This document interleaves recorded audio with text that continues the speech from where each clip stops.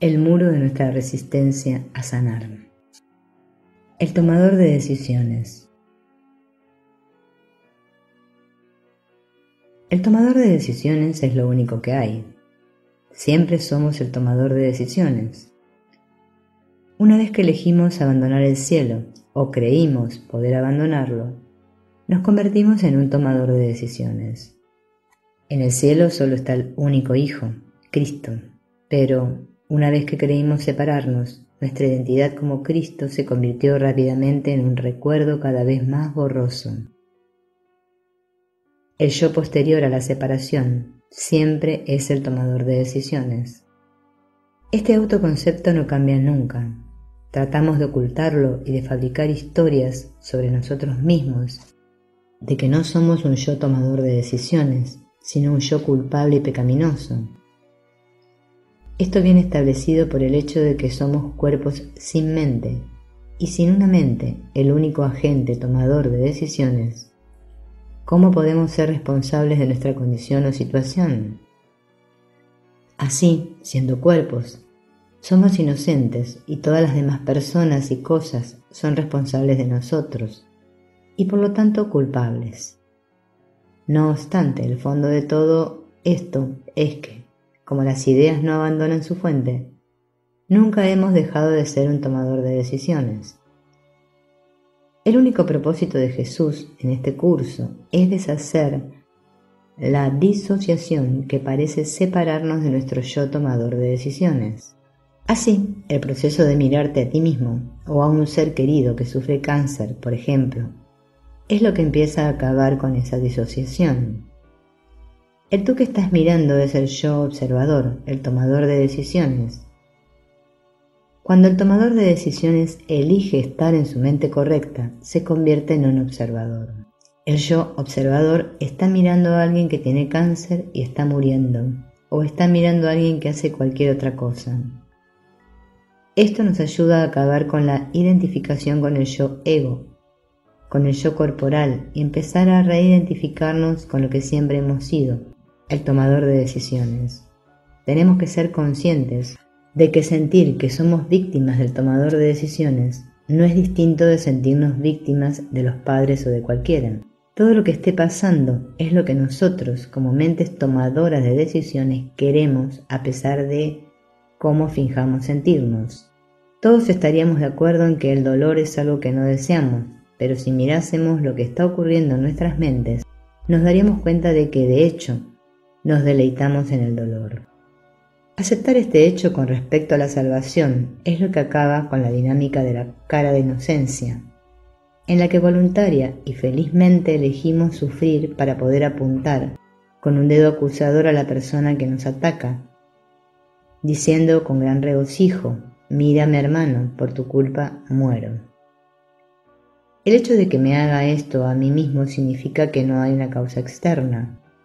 Yo soy al mismo tiempo la causa y el efecto, y como el efecto es terrible, yo quiero cambiar la causa. Quiero cambiar de un yo tomador de decisiones que eligió al ego a un yo tomador de decisiones que elige al Espíritu Santo. Entonces puedo mirar la nada y darme cuenta de que no es nada.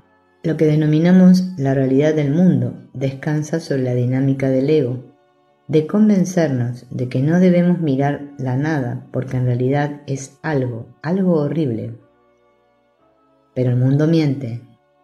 Y así esto es lo que Jesús nos pide en el texto, refiriéndose al ego como el extraño que entró en nuestro hogar. No le preguntes a ese transeúnte: ¿qué soy? Él es la única cosa en todo el universo que no lo sabe. Sin embargo, es a él a quien se lo preguntas y esa es su respuesta a la que deseas amoldarte. Este pensamiento torpe, ferozmente arrogante y sin embargo tan ínfimo y carente de significado, que su pasar a través del universo de la verdad quiera se nota, se vuelve tu guía.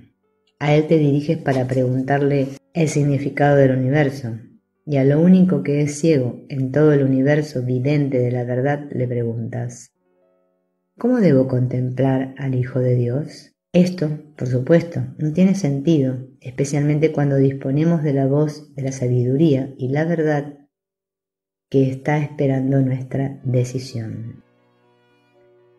El muro en sí es un símbolo del proceso de disociación. Creemos que lo que dice un curso de milagros es verdad y luego está nuestra vida. El muro representa el hecho de que hemos separado uno del otro, de modo que ambos nunca se puedan juntar. La vida en el cuerpo inherentemente carece de sentido, no importa si estamos hablando del propio cuerpo personal, de los cuerpos de nuestros seres queridos, de cuerpos en el mundo o del mundo en sí. El único significado que la vida tiene aquí es aprender que ésta carece de sentido, como dice Jesús al comienzo del texto. ¿De qué otra manera puedes encontrar dicha en un lugar desdichado, excepto dándote cuenta de que no estás allí? El único sentido que tiene la vida es ayudarnos a llegar de lo que creemos que son nuestras vidas a lo que realmente son. Esta es la única dicha verdadera. El problema es que no creemos que la vida aquí carezca de sentido. Esa es la disociación.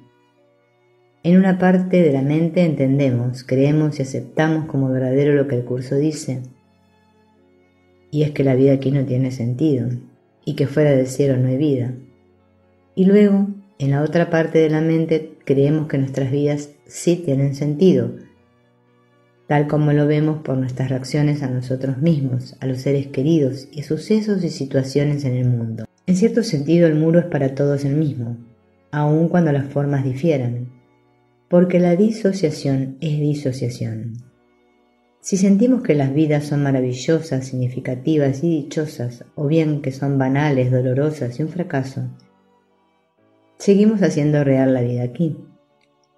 En este sentido, el placer y el dolor son lo mismo porque refuerzan la creencia de que el cuerpo es real. Este es un lado, el que mantenemos separado de la verdad, de que nuestras vidas no son placenteras ni dolorosas, significativas ni insignificantes, pues lo que no existe no puede sentir ni significar nada. De modo que el enfado tiene que ver en realidad con que se te ha vuelto a pillar, por así decirlo, con las manos en la masa, al decirle a la verdad, piérdete. Es ahí donde se aloja la culpa, y esta exige castigo, lo cual significa que creéis que merecéis ser juzgados y reprendidos porque os pillaron. Todos queremos mantener un curso de milagros separado de las vidas personales, porque creemos que la vida personal es nuestra vida. Realmente creemos tener una vida personal y esa creencia es el problema. No existe vida personal en el cielo. Esa es otra manera de entender por qué abandonamos el cielo. Dios no reconoce la existencia personal. Desesperadamente queremos mantener la verdad de nuestra vida impersonal separada por el muro de la disociación.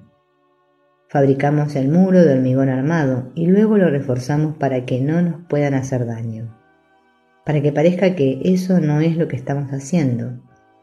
Fabricamos un minúsculo agujero o grieta en el hormigón para que parezca filtrarse un poquito de amor. Por lo tanto le decimos a Jesús, sí, que estoy perdonando y aprendiendo lo que me estás diciendo, pero soy yo quien lo está haciendo, practicando el perdón, pero desde mis propios términos. Lo que los estudiantes hacen con un curso de milagros es un ejemplo maravilloso de esta dinámica de la disociación, la cual tiene como resultado que dos sistemas de pensamiento contradictorios que se excluyen mutuamente parezcan coexistir. De la única manera que esto puede suceder, como dije antes, es separándolos de modo que ambos continúen existiendo en partes separadas de la mente. Hay muros y puertas cerradas con llave en la misma casa, pero no se puede pasar de una parte a la otra. Esta necesidad y deseo de perpetuar nuestro yo personal no puede existir sin el precio de una culpa tremenda. Esto es lo que todos estamos haciendo y necesitamos mirarlo. No vamos a lograr el progreso que anhelamos obtener con este curso si no miramos la decisión de la mente de ser un ego, porque esa decisión es el problema. La culpa por la disociación es enorme. Además, la culpa mantiene vigente la disociación, hace que se entierre más hondo el problema. El problema no es aquello que disociamos, sino el hecho de que disociamos. La disociación es una decisión de olvidar, la cual ocasiona luego que nos volvamos temerosos. El error de Freud fue creer que el problema era lo que una persona disocia, que hay algo podrido que se tiene que mirar. No reconoció que no hay nada podrido. En contraste con Freud, Jesús dice que el problema no es lo que disociamos, sino el hecho de que disociamos. En otras palabras, no importa aquello que escindimos y no queremos mirar. El problema es simplemente que estamos escindiendo, que estamos eligiendo activamente estar separados. Es aquí donde está la culpa, porque nos recuerda, al igual que todo lo demás en el mundo, la separación original de nuestra fuente. Asimismo, las defensas no son el problema. Es la idea de pensar que necesitamos defensas lo que constituye el problema. No tiene sentido, al fin y al cabo, defenderse de un problema que no existe. Un curso de milagros nos enseña que nuestras vidas son revivir una y otra vez esa diminuta idea loca tomada en serio. Todo lo que hacemos aquí es una sombra fragmentaria, no de un pasado distante, sino de un presente en el que estamos tomando una decisión. Que el tiempo lineal es una ilusión y por consiguiente está ocurriendo ahora mismo. En ese sentido, la estructura de la mente no es horizontal, pasado, presente y futuro son verticales. El tiempo sube y baja básicamente, lo cual significa que lo que experimentamos en la parte superior del iceberg, nuestra experiencia consciente, es un fragmento horripilante que se está generando continuamente desde esta culpabilidad que está siempre presente y es todavía más horripilante.